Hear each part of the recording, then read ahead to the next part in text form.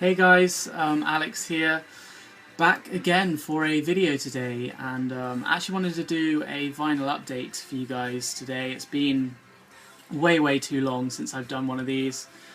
My last one was way back in mid-September, I believe, and in the end I didn't even get around to showing all of the records I had to show at that point. So yeah, it's been, what, 6 months since, well, almost 6 months since September now, so it's been a long time, and I thought now was a good time. I'm back at uni.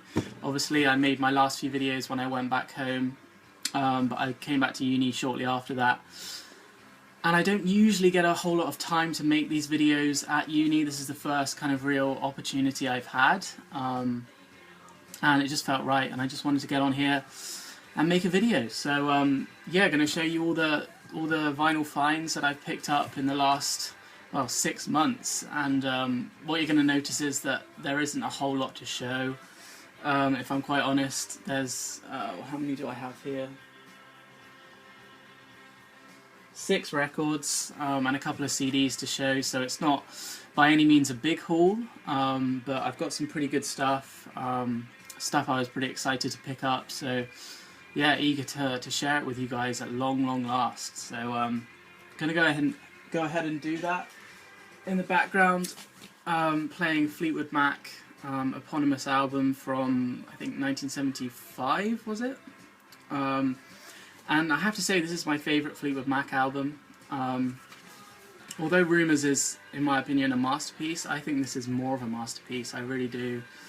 It's I think the songs on here are catchier, and in my opinion that's what Fleetwood Mac is all about. You know, they're just a great kind of feel-good band for me. Their songs always put me in a good mood, and the songs off of this album right here just blow me away. So playing the first side of Fleetwood Mac in the background. And we'll start off with just these couple of CD finds that I picked up. I haven't bought a ton of CDs, as I say, only these 2 to show. Been downloading a lot of music, listening to a lot on my iPod through my new headphones. I've got some Bose Quiet Comfort 15 headphones, which are doing an amazing job for me while I'm at uni, I have to say, because obviously I'm on the move a lot. It's tough to listen to a lot of music through speakers, so it's been great to have a really high quality pair of headphones to listen to my music through. But I have been listening to a bit of vinyl and a couple of CDs, so it's been good. Just go through these. Starting off, I picked up the new Foxygen CD. I was actually looking to buy this on vinyl a couple of months ago, well, whenever this came out. I went into the record store we have here in Oxford and asked the guy about whether he had the vinyl copy, and he said it hadn't come in yet. And I was dying to hear this. I was dying to have a kind of physical copy of this. And yeah, just picked up the CD for a pretty good price. I think it was £8. And yeah, so far I think this is definitely in my top 3 albums of the year. Really love Foxygen.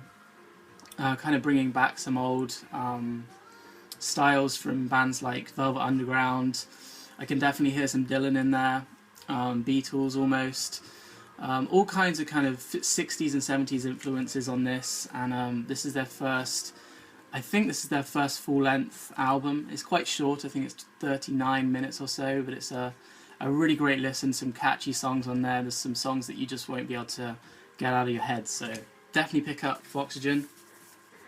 And sorry, it's called 21st Century Ambassadors of Peace and Magic. Quite a mouthful, but yeah, great album, definitely pick it up.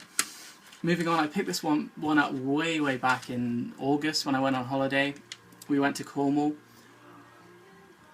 I actually made a video when I was down there in one of the record stores, but I just picked up this CD for like £1 or something. This is Syd Barrett, Opal, and didn't know anything about this when I picked it up, but I'm a big Syd Barrett fan.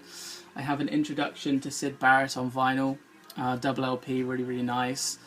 Just a big fan of kind of the Syd Barrett era of Pink Floyd and all of the solo stuff he did as well.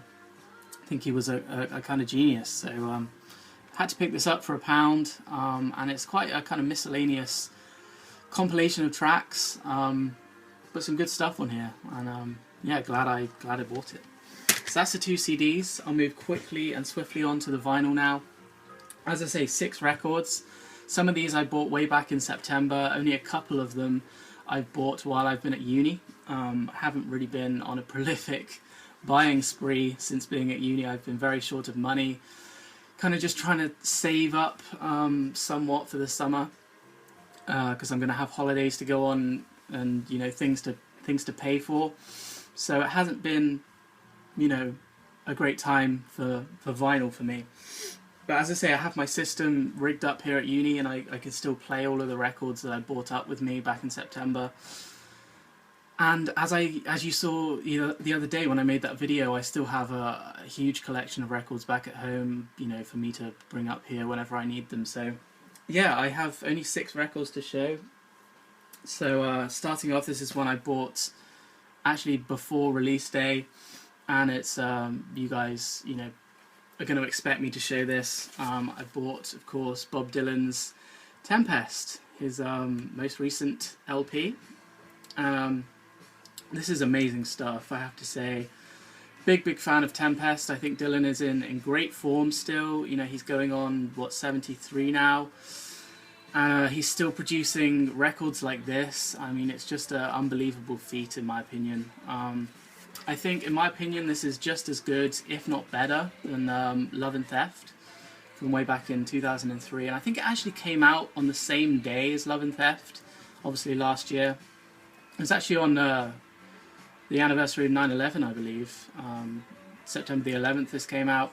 As I say, I went into the record store, and he had these, the guy that owned the store had these in a box, not kind of on display, and I just kind of glanced across and saw them. And I was like, are these for sale? Because obviously I was dying to hear the record. And this was on September the 10th, so it was a day before the release day of this. And I was like, you know, are these for sale? Is there any way you could sell me one of these? And he said, if you keep it quiet and don't show it before, show anyone this record before tomorrow, then you can have a copy. So obviously I leaped on that. And then I realized that I actually pre-ordered this as well, way back before then, back in August, I think. So I actually have 2 copies of the record. This one's sealed. This one, obviously, I've opened. So this is my playing copy. This is my sealed copy.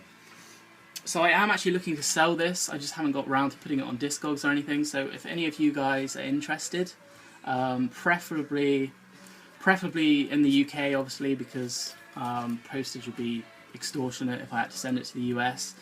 If anyone in the UK wants this for a pretty good price, I'll say £15 with postage, then, you know, message me and I'll send this out to you for that price.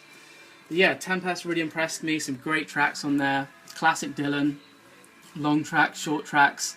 Some great storytelling. And I truly think that if he can produce records like this at 72, then he still has, you know, the capacity to make more great records going into his later 70s even. So yeah, definitely listen to Tempest if you haven't already. Great album. And I mentioned a bit about it in my top 10 albums of 2012. It ranked quite high up. I put it as 3rd place in that list. So yeah, it's really impressive. Moving on, another Dylan find. This one again from way back in August when I went on holiday again. This is actually, I bought this in the record store that I made a video in. It was Falmouth, called I think Jam Records. A great record store, great little record store up there. And this caught my eye. It was a pretty good price, and I couldn't pass it up. I didn't even know this was coming out, but apparently it was, and picked it up. It's Bob Dylan, the Minneapolis Party Tape from, well, it was recorded in 1962. And this is a great, very nice pressing. Gatefold, double LP. And this is the Minneapolis Party Tape, obviously from, I think it's 62, or was it 61? No, 61, I'm sorry. I should have known that. Yeah, May 1961, so way before Dylan was kind of came to fame. Way before then. He recorded this. This was recorded amateurly in Bonnie Beecher's, one of his first girlfriend's apartments in Minneapolis in 1961. And this was kind of in his transition period. He was going between Minneapolis, Minnesota, and New York at this time. I think he'd already been to New York. I know he'd already been to New York I think he arrived in January 1961. And he'd kind of got used to the scene there, played the coffee houses, and then he went back to Minneapolis, and that's when this was recorded. And he was kind of showing off his new skills, I guess, to the people that, you know, he was friends with at the time back in Minnesota. And this is great stuff. It's pretty difficult to listen to in some ways because of the quality of the recording. It's certainly a very lo-fi recording, just recorded, as I say, amateurly on a home recording, device. So it's not by any means, this is definitely for the hardcore fans, I would say. Don't pick this up unless you're kind of heavily into Bob Dylan's music and want to hear kind of the historical stuff that, hasn't been released on anything official.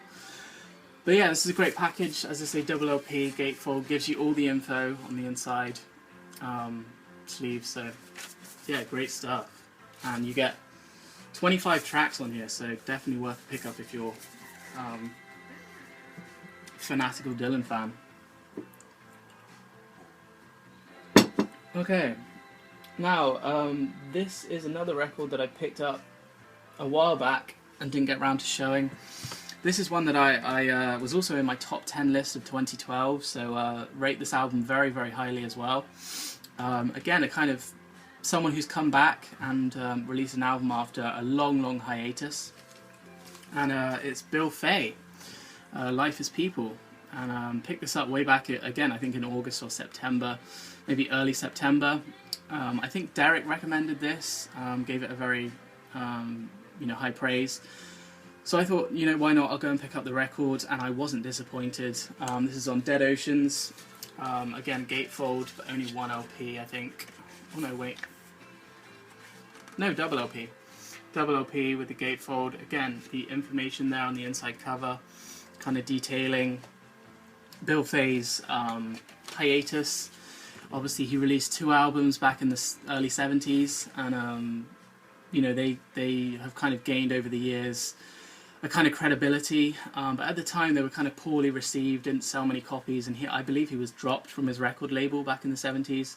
And hence he didn't make any kind of full-length albums from then on until releasing this, and he was picked up by Dead Ocean Records and Dead Oceans, and put out this stellar album, which I thoroughly enjoy. I think there's some great tracks on here, very soulful, really provocative, and definitely makes you think.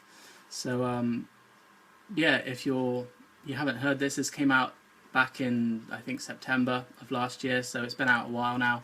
Definitely give this a listen if you haven't, because it's great stuff. Okay, so moving on to the last couple of finds here. Shamefully, these are the only 2 records I've bought since being at uni. Obviously mentioned earlier in the video that, this is the first time I've, lived on my own, had to manage my money, budget things, and it's been a kind of toss-up, and it's been it's been tough at times, and it's been a challenge, but I think I finally kind of figured it out. I'm now taking I'm kind of logging what I'm spending and stuff, and I finally kind of worked out a way to save efficiently. So hopefully I'll be able to pick up in terms of buying vinyl, get the ball rolling again and start buying a lot more vinyl in the next couple of months. But yeah, these are the only 2 finds I've picked up since September, but I'm pretty happy about both of them. This first one here I've wanted ever since it came out on Record Store Day, and this is a kind of VC favourite, I would say. A lot of people have shown this, and I finally picked it up. This is Flaming Lips, Hedy Fuentes, of course. Many of you guys have shown this, and it's kind of a fun thing to show as well because of the colours, and that's a big feature of this package. I think it was a big selling point as well for the Flaming Lips. Unique colours. I think everybody gets different coloured vinyl, different patterns. So Great sleeves as well. I'm going to show you my colours. This is the first LP. Really nice kind of deep marble red there, which I really like. But I like my second LP colour even more, to say. It's the first one. And second of all, this is my favourite. Look at that. Beautiful, beautiful patterning, marble vinyl. And I love it when record companies and artists do this with vinyl. I think it's it kind of separates, kind of separates the process of buying the vinyl copy to, say downloading it or buying the CD. I think making it coloured vinyl and really putting effort into the packaging and artwork is a big kind of reason why I'm into buying vinyl, and it's one of the reasons I love vinyl is for that reason. So yeah, this is, as far as the music goes, I like this. I'm a fan. I've never been a kind of huge fanatical Flaming Lips fan. I've listened to kind of some of their more celebrated albums and enjoyed them immensely, but I've never been one of the people that kind of has to hear everything they put out. But I really like this. Obviously lots of artists collaborated with the Flaming Lips to produce this album. It's certainly not a kind of one-man effort by any means, but they have all kinds of famous people coming in on this and collaborating. Keisha, Yoko Ono, Bon Iver, and lots of other people. I think there's more than 10 collaborators on this. And I think it really adds to the kind of variety of songs on here and adds to the depth of the overall album. So I really liked the fact they did that. And yeah, looking forward to their next up-and-coming release. I believe they've dropped a couple of tracks from their next album, which will hopefully be coming out quite soon. And looking forward to that. If it's anything like Heady Fuens, then I'll be sure to check it out. So that's the Flaming Lips, and finally we have this album here, which is a second-hand find that I bought a couple of months back from the same record store. They sell new and used vinyl, and they have quite a lot of good used stuff in there. The price is slightly high for my liking, but found this, and this is an album which was recommended to me a long time ago by I think Sublime Media. Jonas over in Sweden suggested I pick this up after I showed another album from this artist, and finally got round to doing it. I got Elvis Costello's Blood and Chocolate from 1986. Standard single LP release. Don't quite know if this is an original pressing. Don't know the record label. IMP Records. I certainly think this is quite an early pressing from maybe the late 80s, but I'm not too sure. And yeah, as I say, Jonas recommended I pick this up after I showed This Year's Model by Elvis Costello a long time ago. I think it must have been back in 2011 now, so a long time ago. And he said I should pick this one up, Blood and Chocolate. And I have to say, thank you very much, Jonas, because I think I enjoyed this more than This Year's Model. I think there's a greater diversity of tracks on here, and just enjoyed every track on this album pretty much. Still got that kind of classic Costello vibe going on, similar kind of vocal delivery, catchy songs here and there that kind of keep you entertained, keep you interested. But then it also has a kind of very nice depth to it, with songs like I Want You, which is probably my favourite track on here. Elvis kind of going a bit deeper, digging a bit deeper, a much more introspective, low-tempo song that is still really intense, but it's kind of emotional at the same time. So yeah, really enjoyed that track. Definitely my favourite on the album. But Blood and Chocolate, I think I enjoyed it more than This Year's Model. Those are the only two Elvis Costello albums I've heard. I would like to pick up his debut. I heard that's a very good album too, but definitely listen to Blood and Chocolate by Elvis Costello if you haven't heard this one already. I think it's got to be one of his best. From 1986. Okay guys, so that's the 6 vinyl finds I had to show today, plus a couple of CDs. hope you enjoyed that. I'm sorry there wasn't more to show. You would have expected more after such a long period since my last vinyl update, but yeah, apologies for that. Hopefully I'll have more to show in my next video. Definitely looks like that's going to be the case. I'm looking to pick up much more vinyl over the next couple of months, and yeah, it's going to be a good time, I think. So yeah, leave me some comments. Let me know if you've heard any of these albums. Give me your opinions. Always like to see you know, what other people have to say. So yeah, let me know, and hopefully see you again pretty soon. Right, thanks for watching, guys.